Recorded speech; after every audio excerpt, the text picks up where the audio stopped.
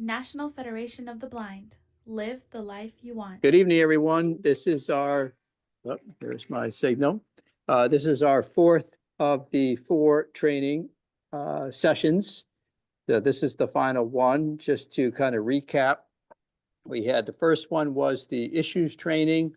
We're going to be getting that on the website. It's not there yet. Kyle will mention that in a minute. Then we had the mock meeting number one, where we did two mock meetings. And that was great. Thanks for everyone who attended that. We had two really great sessions. Then we did the portal training. That was really only for folks who are the ones who enter the appointments or the rankings. And we had a great attendance on that. And Kyle will tell you more about that in case you have questions. And then today is the final mock meeting. And then that gives you all time, after you've seen how folks do, maybe to have a little time next week to continue to prepare for Washington seminar, so you are in the best possible position. And then there'll be some additional in-person training.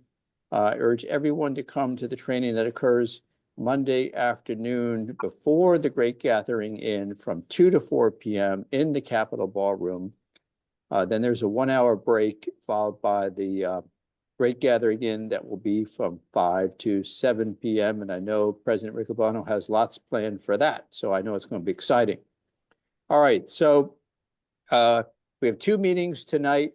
We'll get to that in just a second. Let's begin in case Kyle has any logistical reminders. So Kyle, over to you. John, just a couple of things quickly here to remember. So first and foremost, we are still urging folks to go ahead and register for the Washington seminar, and you can find the registration link at nfb.org/Washington-seminar. The next is, though many of you have sent me the names and email addresses of the folks who will be using the Washington seminar portal, we're still missing a few affiliates. So if you haven't done that, please go ahead and do that. And my email address is kwalls. That's KWALLS at nfb.org. And I will be happy to get those affiliates that I haven't heard from yet set up with portal credentials. As John mentioned, we are working to get the issues training that we did a couple of weeks ago up on the website.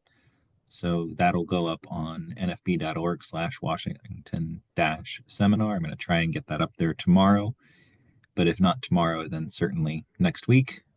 The other items that are on the website currently, we have our 3 Washington seminar fact sheets. They are all up on the website in 4 different formats. They're in Word, HTML, BRF, and audio files. We also have the full Washington seminar agenda on the website. And the last but not least items that are there are the Capitol complex description and the hotel description.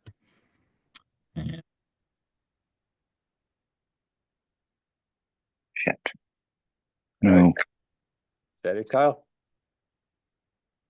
Yes, that was it. Oh, sorry. All right. So thanks, everyone. All right. So now we're going to go to our first of the 2 mock meetings. So let me just make sure that we have our great team ready to go. So Senator Crosby, are you out there? I am. Fantastic. All right. And then the constituents coming to see you, Gary. I'm here. And Marcy, I already know, is here. And Barbara. Yep. Barbara Manuel. She is here. She might be having some trouble getting unmuted. I'm here. Oh, there. All right, there you are. And I believe you're going to be the team lead. All right, so I'm turning this over to the team with Barbara as the team lead and Senator Crosby. Over to the 4 of you. Thanks so much. Good morning, Senator Crosby. How are you doing today? Good morning, Barbara. I think the last time I saw you was in Texas in November. It's good to see you again. It was a joyous time. I was glad to be there. We're here representing the National Federation of the Blind. We are a transformative civil rights organization who have been in existence since 1940. Our mission is to enhance the lives of our blind community. We have with us our delegation, and we have 3 initiatives that we hold dear to our heart, and we're hoping that we will convince you to support us on this initiative so that we can definitely improve lives. We have 3 initiatives. We're going to start out with our very first, but again, let me say thank you so much. Well, thank you. Thank you all for coming today. I'm anxious to hear about your issues. Thank you. I'll digress. Our very first initiative, please. Well, Senator, good morning, and thank you for having us. I noticed that your schedule is very busy. I noticed also that when I walked in, I heard lots of keyboard clicking and lots of emails. So you'll understand when I want to talk about the Websites and Software Applications Accessibility Act. Now, that's a long word, a long phrase. I won't repeat it again, but essentially, where we are is that 96% of Americans use the internet, and blind people want and need the information, the services, and the commerce that is provided there on the internet. And far too many times, websites are not usable or is not as usable as they might be. And some people refer to them as being inaccessible for blind people. Now, we use screen reading software to read the screen, and we use a keyboard to move around that screen. We use it to press buttons and to find check boxes and enter data. Often, what we find are buttons without labels and other web controls that our screen readers either cannot detect or we cannot get to because they've not been coded to the standards recommended by Microsoft and Apple and Google and other places that make operating systems. So far too often, programs are created in such a way that you have to use a mouse for them. And because there is no keyboard equivalence to use, the sites have been put in and they are not usable by us. Now, businesses admit that they need help in figuring out what it is required for them to do and how they are to comply with the law. Some of them don't even know that the law applies to them, but small businesses are responsible for creating websites they do not know how to code to be usable for the blind and for the people who are otherwise left out, and they never get thought about until somebody offers a lawsuit. Now, often small businesses turn to third party developers, believing that they will deliver a quality website for people who can and cannot see. But the law leaves businesses on the hook, not the third party developers, if they fall short. All of this needs fixing, and together with the Congress and the Federation, we believe that we can do what needs to be done. We have language that will soon be put into a bill. It will define accessibility and ensure that third-party developers are responsible for creating websites that the blind and those who can see can use. The Department of Justice and the Equal Opportunity Employment Commission are going to be called upon to clarify the minute points of accessibility and exactly how the law will be implemented. There will then be a NPRM put out, and there will be a comment period in which businesses, consumers, tech people, and other stakeholders can make their comments. And after that comes deliberation and then a rule, and we will see that all of those interests are represented in the final rule. So I'm sorry to interrupt. Yeah. But I'm really curious about a couple of things. First of all, isn't this covered by the ADA, and hasn't it been in effect for well over 30 years? I definitely want you guys to have access to things, but I'm trying to understand how this law is going to make things different, and why why people aren't already responsible for doing this.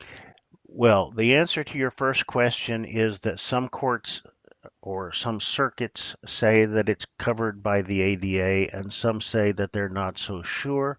The argument being that the internet is never mentioned in the ADA, and on the other side, the argument that certainly if we were talking about freedom to information and commerce, there could be no question that it's covered. So there is that. But the second is that the ADA doesn't have the kind of specificity we want to have in the law so that businesses are protected when they put up websites.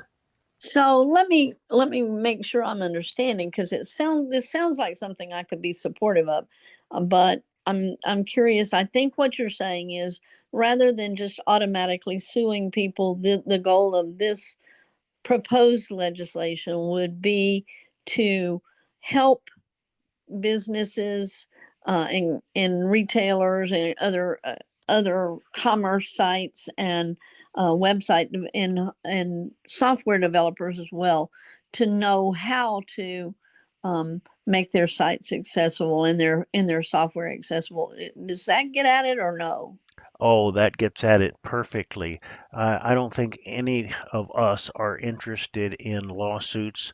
Lawsuits are difficult to file. They're necessarily combative. They're not nearly as good as being able to work together, and that's what we intend for this rule to be. That's the whole intent of the legislation. We don't want good-hearted people who run small businesses to be sued, and we don't want good-hearted blind people to be denied access. Well, perfect. This is something I can definitely sign on to. Are materials about this, so I can also hand this over to my staff in this packet that you gave me? Yes, it is one of the fact sheets in the packet, and we will Okay. certainly keep you involved when the bill is dropped. Well, And thank you. That's a great explanation of the legislation, and I am a bit in a hurry. I'm not trying to cut you off, but I am a bit in a hurry. So, if we could talk about your next issue, that would be wonderful. Sure. Good morning, Senator Crosby. I'm Marcy Carpenter. It's great to be with you this morning. Thanks for meeting with us. It's And great to be with y'all. yeah, just a FYI, in 2026 and 2027, we're holding our national convention in Austin. So we hope maybe you can join us. Barbara told me that in November, and I'm looking forward to it. Yeah. So I'm here to talk with you about the Medical Device Non-Visual Accessibility Act. And this has to do with home medical devices. So things we use at home, nothing at a doctor's office or a hospital.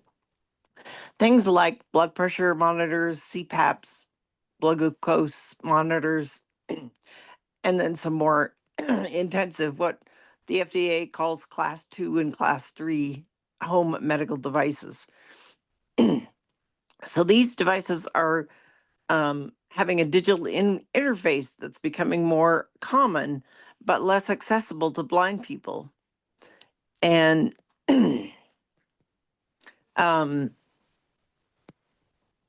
the devices have digital interfaces that don't have anything audible or anything tactile, anything I can feel. So are these things like that you're? I'm just making sure I'm understanding. Are these the devices that you might see that have a screen on them? Yes, Yeah. they have a screen on them. And they're Oftentimes just it's very flat. small. Yeah. Yes. So I use the CPAP machine, and it has a power button that I can feel, but all the other settings and troubleshooting and anything else about the machine is done through a touch screen that has no audible output and and nothing else I can touch. These digital interfaces can be accessible. All Apple products, my iPhone, my Mac, now have built into them a screen reading software called VoiceOver, And any ATM that you encounter has a headphone jack. You can plug in your headphones and listen, and also has Braille on the machine. So this is very doable. And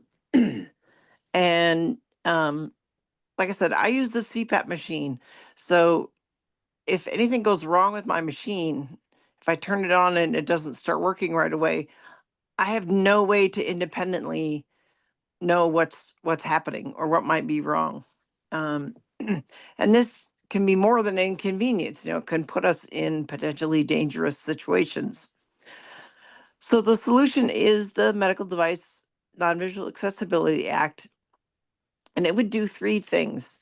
It would amend the Food, Drug, and Cosmetics Act to require that applications for new Class 2 and Class 3 medical devices, home medical devices, have accessibility features.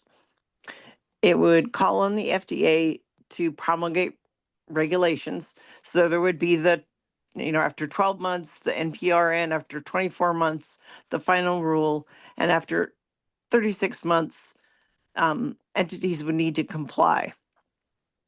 And again, this is something that's really important to me personally. It's important to many blind people, and hope you might be willing to support this when it becomes a bill and we have a number. Yeah, Do you have any so questions? I do. I do have a couple of questions. First, what happens with devices that are already in circulation? Would they have to be retrofitted? No, they would not. So it would be all new any company that puts in a new application for a Class 2 or Class 3 medical device. Mhm. So anything that's on the market wouldn't have to be changed unless they were significantly modifying it. And there would be protection for companies that if it presented an undue hardship, if they could prove it presented an undue hardship or that would fundamentally alter the product, then they could get an exemption. But other than that, then all the new devices would have to be accessible. Actually, you answered the next question I was going to ask, because I'm a senator that's all about innovation, and I wanted to make sure that innovation wouldn't be stifled because maybe a new company it'd be too much of a hardship. So that was thank you for answering that for me in advance. So again, I definitely believe blind people have as much right to expect to be able to manage their own health at home as anybody else. So I think this is a piece of legislation I could certainly get behind. Thank you very much, and we'll be in touch. Great. Thank you so much. Thank you, Who do Senator we have I know you here? already stated that you probably will have to leave in a few minutes to go cast your vote. So Yes, I will ma'am. try to be brief. Our third initiative is the Blind Americans Return to Work Act. Currently, Title II of the Social Security Act states that disability benefits paid to blind individuals will be cut off if the benefits exceed over $2,700 this year, 2025. Anything above this threshold will cause all benefits to cease. $1, if you can imagine, above the prescribed amount will move the recipient into substantial gainful activity. Under the current law, any individual engaged in SGA is not entitled to any SSDI benefits. The guidelines is as stated now, which is referred to as the earnings cliff, places handcuffs on blind individuals who are seeking to improve their quality of life. As a result, many blind people choose to remain unemployed, even though they have a desire to work. In a survey, National Industries for the Blind found that several of their employers turned down raises, overtime, or promotions because of potential loss of their SSDI benefits. Blind Americans who are willing and able to work are held captive to these rules without ever realizing an improved lifestyle for themselves or for their families. The average SSDI benefit check in 2024 was $1,537, which equates to $18,444 annually. As it stands now, a blind person would lose $18,444 just by earning an additional $12 in a calendar year. It's quite obvious that no one would want to lose all of their benefits for $1 a month. The trial work period incentive that's offered now is extremely complicated, and most Social Security workers do not have an understanding, and they are clueless about how to provide the correct information when a blind person enters their office indicating their income increases. I've heard of several individuals who have gone into the office and reported their benefits being increased, only to be told everything is fine. Yet, several years later, they receive notices from the Social Security office indicating that they owe thousands of dollars back to the system. Under the current SSDI program, when someone wants to improve their income status, they will more than likely trigger what is called the 9-month trial work period. These months does not have to be consecutive, but are in any 9 months in a 60-month rolling period. When this happens, the worker is subject once again to go back into the earnings cliff. Our proposed bill will eliminate the earnings cliff. Starting in 2026. I'm sorry. I was going to ask, how do you propose to do? I'm sorry, Senator, what was your I'm sorry. I was just going to ask, what is your, I understand a fair amount about the, as you call it, the earnings cliff and SSDI benefits for blind people in particular, but what is your proposed solution to the problem? Our bill proposed for a 10-year program to be implemented, which will, for every $2 earned, $1 will be taken away, thereby gradually taking the individual off of the SSDI benefits. We know that let me stop you again for just a second. I want to make sure I understand. Sure. So for every $2 earned over the 2,700 that's allowed, is that the proposal? That is correct. The proposal is for every $2, $1, the individual will lose $1 and it will go back into the system. Thereby, the individual gradually will be taken off of the SSDI program. We know that this works because it already is implemented within the SSI program. So we are wanting an opportunity to give blind individuals the privileges and the rights as any other working individual to make any wage that they desire to make while they're working.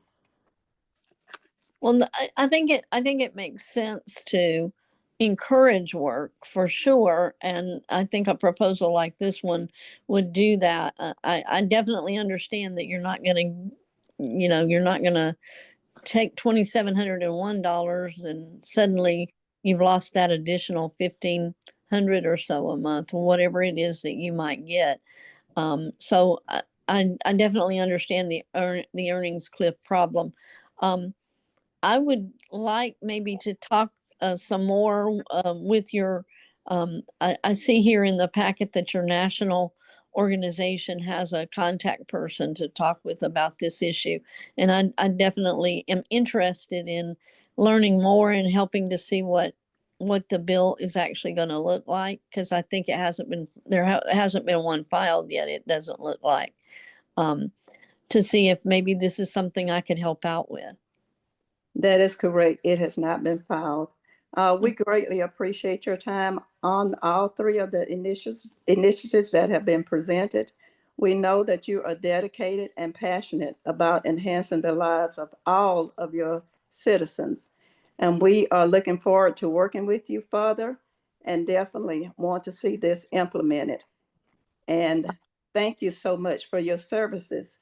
I always look forward to seeing you guys here every year, and I look forward to working. I've worked with the Federation in the past, and I look forward to working with you in the future. And with that, I've got to get off and go off to the floor so I can cast my vote.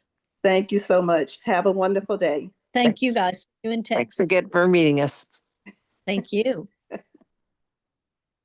All right, thank you, team number one. Thank you, Senator Crosby and Barbara and Marcy and Gary. Just a few comments. Gary, nice job simplifying the website bill. I think that's really helpful. I like that you spent a lot of time kind of explaining the basics and even kind of creating a little relationship there about mentioning all the computer activity that you noticed as we came into the office. And then and not spending too much time going through sort of the detail of the bill. The bill, there's a huge amount of detail, and I like that you draw it upon some of the major themes like the third-party protection and maybe the definition of accessibility and those sort of clarifications and protections. Then Marcy, nice job on explaining the bill, personalizing it with your case. I think that's always good for all of us to do. And relating that and talking about how it would more efficacious. I don't know how to remember how to say that word. Efficacious. That means it's going to improve the delivery service. And I thought that was very good. And then Barbara going through the issue on the Social Security and really nicely prepared and having a very nicely flowing presentation. I thought that was good. I want to note for everyone, Barbara did a really nice job at the very beginning explaining the National Federation of the Blind, helping to set the stage that we are the experts when it comes to any issue affecting blind people. We are the experts. And that was even in the short period that she had in that short introduction, she still really established our credibility and our understanding of the issues. So I thought that was really strong. And the same thing in her end, having a very polite ending and a little bit summarizing how we're going to do follow-up after the meeting. Senator Crosby asked a lot of good probing questions. It's not unusual for a senator to ask the questions the way she did, to suddenly want to stop you and clarify because you moved over something that the senator or the person in Congress representative didn't fully understand. And they are rarely bashful in terms of wanting to stop you and get clarification. That actually is a really good sign that they're listening and paying attention and probably really care about what you're saying. So getting interrupted is actually a good sign, and it's great to answer their questions as best you can and then try to get back on track, not to get derailed, which isn't always easy, but kind of get back on track. And if you've used up a lot of your time maybe go faster or cover some of the other material shorter. It doesn't mean that you necessarily have more time for the issue. So you do have to keep track of your time management. I know Gary, who maybe got the most questions, did a nice job with his time management. All right, so nice job, group number one. Now let's see, let me do a quick check that all of group number two here. So Representative Bacon, are you here? Present. Excellent. All right, Marilyn Green, Here. fantastic. All right, Donald Porterfield. All right. So I wanted to the other thing we want to do tonight is do a mock. Now wait, was that Donald? Nope, that wasn't Here. Donald. Donald is here though. Donald's here. Donald? Oh, Donald. Okay, good. All right, and the team leader, Jessica Beecham, are you here? I'm here. Okay, all right, so I'll turn it over to Jessica and Representative Bacon over to, and the full team. All right. Well, hello, Representative Bacon. How are you today? I'm doing great, Jessica. It's good to see you again. Well, we are very excited to be in DC to see you all the way from cold Colorado. So thank you for taking the time to have us. We're with the National Federation of the Blind, and we have a packet of information that I'm going to go ahead and hand you. And it will have information about each of the bills that we're going to talk to you about today. But we'll give you a little bit more information and also be happy to answer any questions that you might have. So first, if Sounds it's great. Thank you. okay with you, I'd love to turn it over to my colleague Marilyn Green to talk to you about our first issue. Okay, great. Well, hi, Marilyn. Good to see you. Hello, Representative Bacon. Thank you for taking the time to see us this morning. I want to talk to you about the Websites and Software Applications Accessibilities Act. I'm sure you're familiar with it because I think you were one of our co-sponsors in the last Congress, but I just want to remind you about the bill. So I want to tell you about an experience that I recently had. I went to visit some friends in Chicago because I don't know if you're aware that the National Convention is going to be in Chicago in 28 and 29. So if you want to join us, feel free. But I found this great pizza place that I really enjoyed while I was visiting some friends. And it's always so crowded. And I found out that I could do a pickup order online. And I was really excited. So I went to their website and I found what I wanted. And I was going through, and they let you choose how you want your pizza cut and what type of crust you want and your toppings. And that's when I had the problem. I could not use my toppings. And I'm sure you know the toppings are really the most important part of the pizza. And I had difficulties with it and I couldn't figure it out. And I had to end up using this wonderful app called Aira. And I was able to get someone to visually assist me. But because things were not labeled properly, I wasn't able to order my pizza independently, which meant ultimately I had to let that person see my credit card information because it asked for a credit card number in order to order the pizza. So I tell you that story, Representative Bacon, to tell you about the difficulties and challenges that blind people sometimes encounter when we're using websites. And this is just one of them. And so the Websites and Software Applications Accessibility Act would actually, we know that it would help to eliminate this problem that blind people have sometimes when we're visiting websites. So what it would do is that it would help because the place that I go to is a small, independently owned place. And a lot of times the owners don't know. They hire a third party person to do their website. And then they're left holding the bag when someone who cannot access their website properly has problems. And the problem with that is that there's no statutory definition of accessibility. So even though there our website, we do have WCAG. There's no real definition of accessibility. So what this, I'm sorry. Just to kind of stop you there, Mm. yeah, that sounds really interesting. I enjoyed the pizza story. Some people might think the crust is the most important part of the pizza over the toppings. You just never know.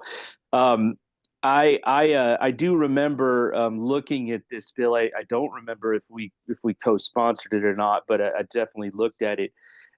Who is going to make these accessibility the regulations, and who's going to be overseeing that and making the decisions on that?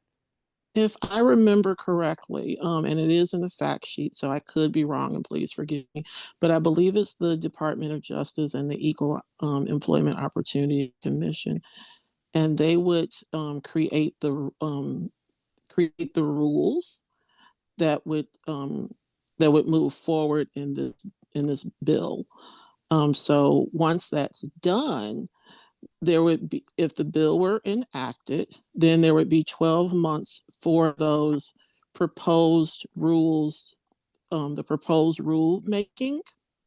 And then after that's all finalized, then 12 months later, the final rules would come out so that businesses would know what accessibility means and what their website should look like so that blind people like myself and my colleagues here could access all websites.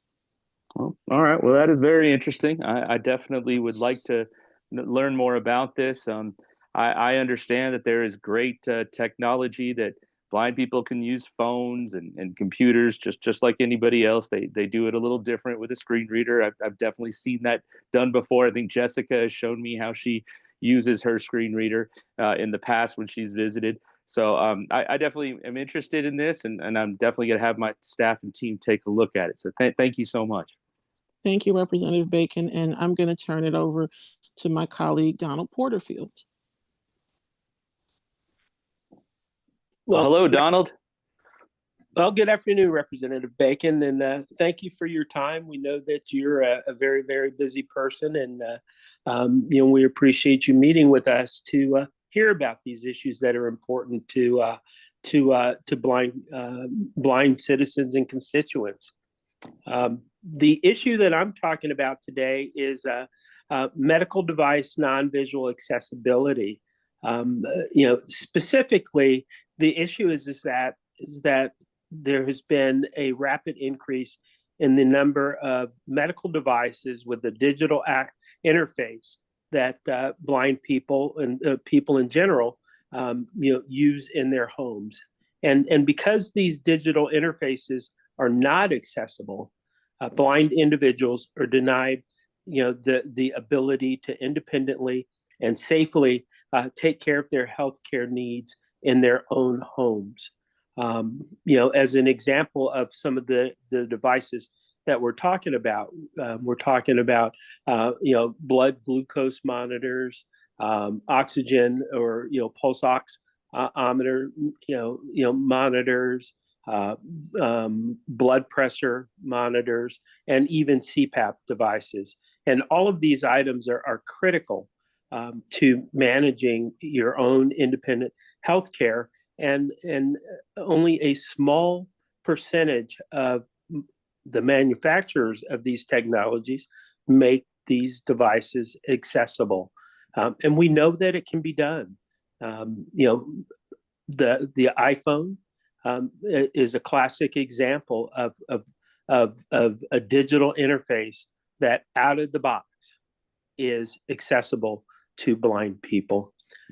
So we know that the technology exists, and we know that as time goes on, more and more of these devices are going to have digital interfaces, and so we're asking that with the Medical Device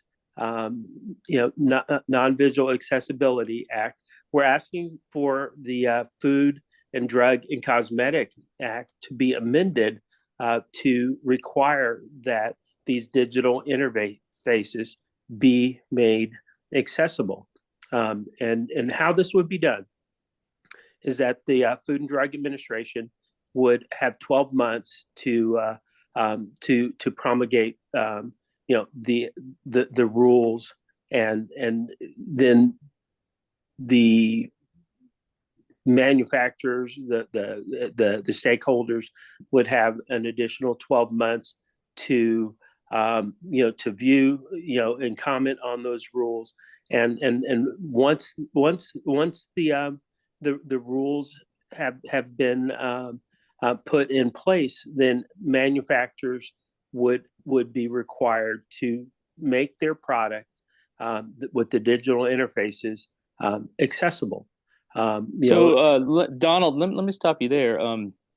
That does make a lot of sense for your large medical device manufacturing companies that are mass producing different kinds of medical devices. That makes a lot of sense. They're companies that have the means and capabilities, like Apple, to make products accessible.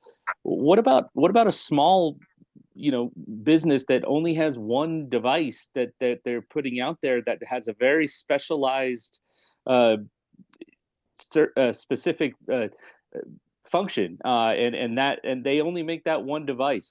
What do we do for them? I mean, this could put a real undue hardship on them, don't you think?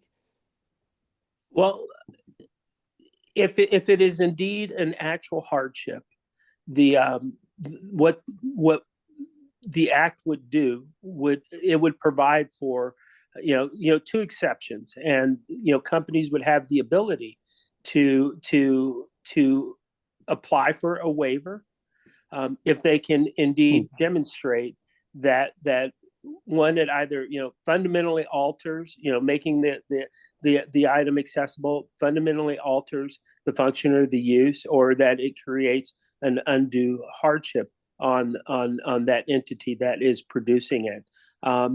We however believe that in many instances, if the accessibility is put in place on the front end, that the costs would be minimal and the hardship would be minimal. But the regulations, the act would allow for companies to apply for waivers. That's good to hear. That's very good to hear. Do you there's so much now home health happening. I totally understand the need for accessibility. How do a blind person handle things like at-home cancer treatments and things like that? Are there accessible ways that blind people are doing that at home now? Well,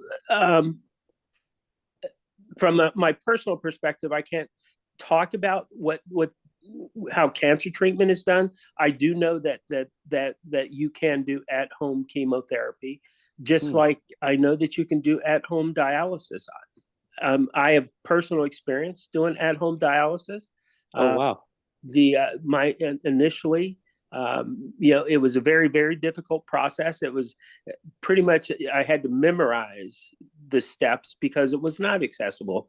And when I received a new instrument, it had one of those digital interfaces, and it was somewhat accessible. And it used a tablet. I use a tablet every day in personal life and work that is completely accessible. So it's there. The technology is there. The manufacturers need guidance and guidelines on how to make it accessible.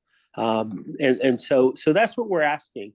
With the Medical Device Non-Visual Accessibility Act, is to provide them with those guidelines and those rules so that they know how to make the product accessible. Donald, I so much appreciate your story and your background. This one sounds very interesting to me. I definitely want to look into this one a bit more. I have a staff member named Beth who handles my health and human services parts of my office, and so we're going to definitely take a look at this and see where we can go. And you have information in the file for this, right? Yes, sir. We sure do. there's I could talk for hours about this, but we do Sure. have talking points. And if you do have any follow-up questions, you can contact Justin Young at our national center. He is running point on this for us. Well, thank you so much, Donald. Jessica, I've got to get going here soon. Is there anything else you have for me? Absolutely. I've just got one more item and I'll be very brief. Okay. The unemployment or underemployment rate for blind people is about 70%. And much of that has to do with that blind people who receive Social Security, disability, employment benefits have a earnings cliff. So if they earn over a certain amount of money, $1 over the amount of money that they're allowed to earn in a month, their benefits completely stop. And so what this does is it disincentivizes people from taking good paying jobs, and it disincentivizes people from seeking promotion at work, because if they make, the $2,700 a month that they're allowed to make, if they make $2,701, then they're going to lose their benefits immediately, in full stop. And so there are a couple things in place now that are supposed to be employment incentives, like the trial work period, but it really doesn't work because of the way it's structured. And so we feel like a very simple solution would just be to go to a system that for every $2 someone earned, $1 would be reduced from their benefit. And this is a system that works currently with the Supplemental Security Income program. So it's kind of tried and true. And we suggest a 10-year period in which to try this out, see if the success is good, see if more blind people are able to become fully employed, or start reaching better jobs where they're able to eliminate their need for Social Security because they had a gradual phase in or phase out of their benefits and phase into full work, as opposed to full stop hopping off a cliff. That's a very another interesting bill that you brought. We definitely need to visit Social Security reform. I mean, we could be without a Social Security system in 10 years if we're not careful. So Sure. It's interesting. So 2 for 1. So what if is there any kind of cap at the end of the 2 for 1? Is there any kind of ending in sight, or could it just keep going up and down? And where does it meet? So that's a great question, and that's a good question for somebody in our national office. But my understanding, at least, is that it would end when somebody, earned their enough money that they would no longer be receiving benefits. So once all of the money was being earned above the amount of their benefits at the 241 rate, they would not. So if I earned $500 on benefits, if I earn $1,000, then that $500 would go away and I wouldn't be receiving benefits anymore. Does that make sense? Yeah, that makes a lot of sense. I actually sit on the committee that handles Social Security issues, and so I definitely am interested in this. I definitely want to see more Americans go back to work and Yes. get high-paying jobs, and blind Americans have a right to that as well as anybody. So I definitely want to take this up with my fellow committee members and look into this and see how we can implement this. So this sounds Great. like a really good plan. Thank you so much for bringing this to me, Jessica. Thank you for your time, and please keep our fact sheets, and please reach out to our contacts at the National Federation of the Blind if you have any questions, and we will definitely be following up with your office to find out how we can help you get on as a co-sponsor on all of these bills. Well, thank you so much. You people are always so amazing. I just am so delighted to meet with you each year, and you're always so well informed, which I very much appreciate. So thank you again for your time. And if you're ever in Utah, sometimes I'm there. Let's do some Jello together. Yes. Thank you. Nice job. Team number 2, Everett, great job as a representative. Good questions. Jessica, great team lead, good example. I agree with your example of if you earned 1,000 and your benefits level was only 500 at that point, you would have fully phased out your benefits. Nice example, easy arithmetic. And the kind of working my way backwards, Donald, nice example. Very appreciate your personalization on that. That always is important and valuable. I always tell people, if you have a good personal story, please tell it. And if you don't, but you know someone else's, kind of retell theirs, not as your own, but related it to someone you know.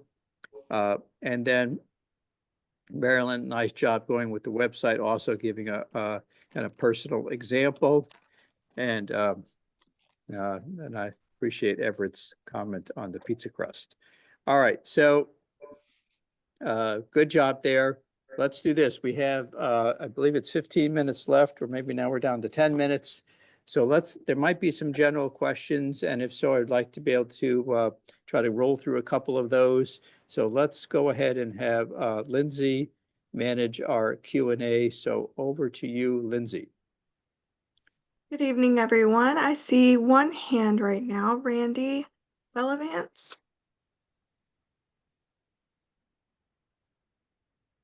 Good evening, and I'm sure it doesn't surprise anybody that I'm asking questions yet again. But this one actually has to do more with scheduling. And for the first time in a long, long time, we've had issues hearing back from members of Congress to set the meetings. With only about a week and a half left, it's starting to make some of us a little bit nervous. So from this point, what should our next step be? I've had our person, sending out emails, trying to contact the office, and we're basically getting silence. All right, so maybe I'll try to take that couple that happens. I would say some of the techniques we use, the national office, we take the original email that we sent requesting the meeting. Maybe you sent that 2 weeks ago, maybe 3 weeks ago. The first thing is to forward that back to the same person so they can see this is not your first time reaching out to the office, and politely ask them if there's any news, if they've had any time to consider it, maybe if there's someone else that you should be speaking with. So be politely kind of persistent.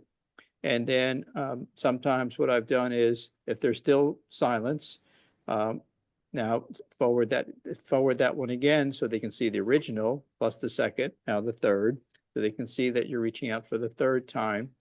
Be polite, but again, asking if there's some news, if there's someone else to follow up with. Be politely persistent.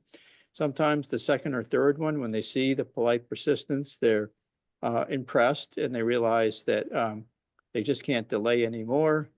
You might say, we're really hoping to meet, we're anxious to meet, and we're excited to meet.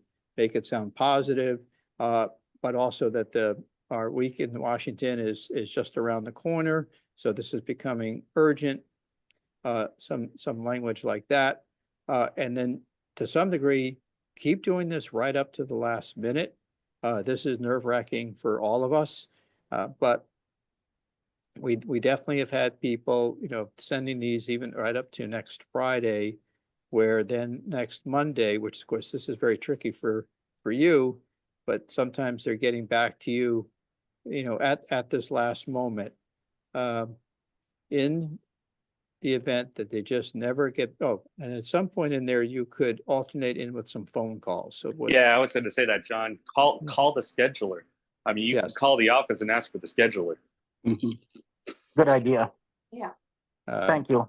Okay. Okay, we have a couple more hands here. I have Andra Stover.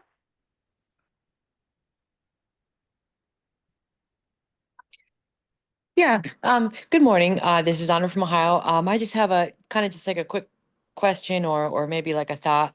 In terms of the non-visual medical device act, would it be safe to say, to maybe give an example of like, well, yes, I have to have, because my device is not accessible, I have to have home health care through Medicare or Medicaid, and this could save you guys money, or does that sound a little bit too much of like a sales pitchy type? I don't want to, would that be maybe a good assumption or something kind of good to say to them? Like, hey, look, this could save money in the long run. If the device were accessible in the first place, Medicare or Medicaid wouldn't have to spend as much money for a home health aide to come out every day. I think, yeah, if that's true, you definitely could say it. If you know someone it's true for, you could Yeah. say that. So I'm good with your example. I love, saving money is a great point, an important point, especially with the current Congress.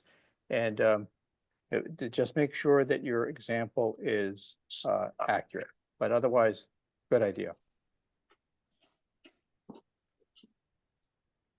Okay, we have another question. Noah Thank you. Carver. Good evening. So I just want to just clarify. I obviously don't want to be reading direct from a fact sheet when I'm presenting to a congressman or similar. However, I've considered sort of writing up some quick brief notes, sort of slating up some of the statistics in the legislative fact sheet that I know I might use and that I am apt to forget.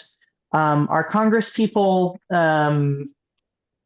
going to be particularly annoyed if I'm quickly, I read Braille very quickly and can do that without it being obtrusive, but will they be particularly annoyed if you're quickly looking down to make sure you're not, giving them correct data? Or do they expect you to have everything memorized? They don't expect you to have everything memorized. You won't necessarily be looking down. You can be looking right at them and reading your Braille. That's what's so neat about Braille. And we had one person say that you have particularly good eye contact. So to be honest, there was no eye contact, so I thought that was a little bit funny. That had to do with somebody who was reading Braille and just never looked down and was able to keep looking straight ahead right at the person. So that should not be a problem. And having Braille notes, I think, is really on brand for us. Braille is very important. It's a big part of what we do. And so if you're using Braille notes, I think that's fantastic. So anytime, whether it's hard copy Braille notes from Slate and Stylus or refreshable Braille, and if you do, don't be surprised if they ask you about it, which I think is great that you mentioned that you created your notes with the Slate and Stylus, that you are using a refreshable Braille display. We are still working on the Access Technology Affordability Act. It's not one of our core issues this year. It is one of our issues, absolutely, and we're trying to get it in the tax bill. You don't have to mention all that, but mentioning the importance of refreshable Braille displays sends a good message. Hope that answers your question. That does. So in this case, it might be of strategic importance to show up with a Braille display, for example. That would be correct. Okay, thank you. Okay, we have a question in the chat from Sophia. I have a specific question. Since in Puerto Rico we don't have access to SSI benefits, could our representative in Congress, the resident commissioner, still be able to support the Bill for Blind Americans Return to Work Act? The answer is yes. There are different details regarding co-sponsoring and voting and different things with the resident commissioner. But we're really just using SSI as an example.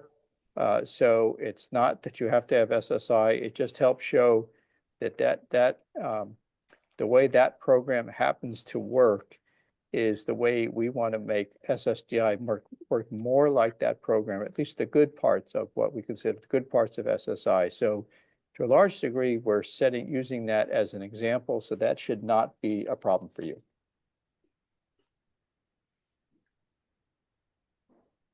Okay, we have a couple of hands left. Shane Hopplestone. Well done. Thank you for getting the pronunciation right. First of all, good evening, everybody. And my question is really quick. I heard, well, out today in public, that Senator J.D. Vance was finally replaced in the Senate. Has the database for Ohio been updated with the new senator? Kyle, over to you. Okay, I was gonna say I can take that one, John. So it has not. I think we could. Well, we could probably update on the website, but the printed and embossed materials are already. So I don't foresee those changing. I think I'm pretty sure in the portal it just shows that as vacant because we were positive that he wasn't going to be the senator by this point. But I'll check and see. Maybe we can get that updated in the portal itself. Okay, I was just asking because in case my legislative lead tosses something at me and I'm like, but I can't enter that because they don't exist in the portal. That's why I'm asking. Yeah, I'll double check on that. That's a good question. Thanks. Thank you so much. All right, maybe just a note, it's 9 o'clock and I do know people have lots to do. So maybe Lindsay, if there are 2 more questions, let's take 2 and then that maybe have to be it for tonight. That was perfect, John. We have 2 hands raised. The first one, I don't see a name. I see a telephone number beginning with 505. That would be me, Janet Montoya from New Mexico. Super. Can you hear me? Yes. Oh, thank you. So my question is, where can I access the recordings of this meeting if I want to go back and listen to them again? That's another Kyle question. Hi, Janet. So we're going to try to get the issues training and probably one of the mock meeting trainings up on the website. But if you would like them before that, Yeah. Go ahead and send me an email, kwalls, that's k.org, and I'd be happy to send them out to you. I think you dropped out for a Thank second. you. Could you say that again? The email address, sure, it's kwalls@nfb.org. Okay, got it. Thank you so much. Mm-hmm. Okay, and one last question. We have Scott Larson. Yeah, dealing with the Americans to Return Act, that one dealing with the Social Security part. My concern is that the $2 that with the deal with $2 to help with that, and then with the $1 thing, is that dealing with also with the SSDI as well?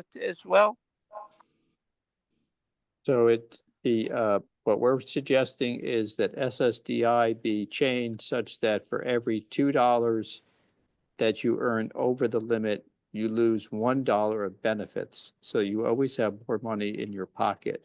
So What about the SSDI? that's what we're suggesting for SSDI. It happens to be that's how SSI works right now. Okay, thank you. I was just being curious. Thank you very much. Okay. All right. So thank you for your questions. They were all good questions. And thank you for the 2 teams. You did a terrific job. I think it's really helpful for people to see how you present the issues, how you can answer these questions, the questions you might receive. I'll say that being on the hot seat is always more difficult than you might think. And suddenly getting a question and wondering, starting to second guess yourself. The best way to improve is to practice. We at the National Center, we practice all the time, and we sometimes quiz people and try to think about what would be a hard question that you might be able to ask and make sure people are prepared for that. So the more you all practice and prepare, the more fun it will be. You'll be more persuasive, and it will be more fun when you get to go to your meetings and you are persuasive and you help to sway them a little bit, as you heard Senator Crosby and Representative Bacon get swayed by the group. So this is the last of the training. Thank you so much for being here. We will have more in-person training, so I urge you to come. It's really fun to be in person. It's exciting at Washington Seminar, so please consider coming to the 2 to 4 p.m. training on that Monday, February 3rd. Of course, you would not want to miss the great gathering in from 5 to 7 p.m. Remember, Kyle will keep putting stuff on the website, nfb.org/Washington-seminar. If you have questions before then, reach out to any of us. So thank you so much and hope everyone has a great night. National Federation of the Blind. Live the life you want.